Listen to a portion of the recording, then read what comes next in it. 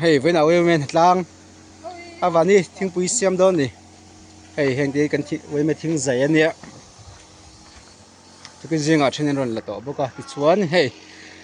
chút nó rong te inang vek se tin en kap ani hei mà bạc là câu chắc hấp mày sau này số cần vice president thằng ban hun anh nha hết là mạ rong cả nên ha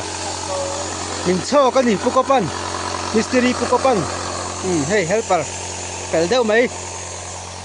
thì khoa là chuyện tiếng dày mang in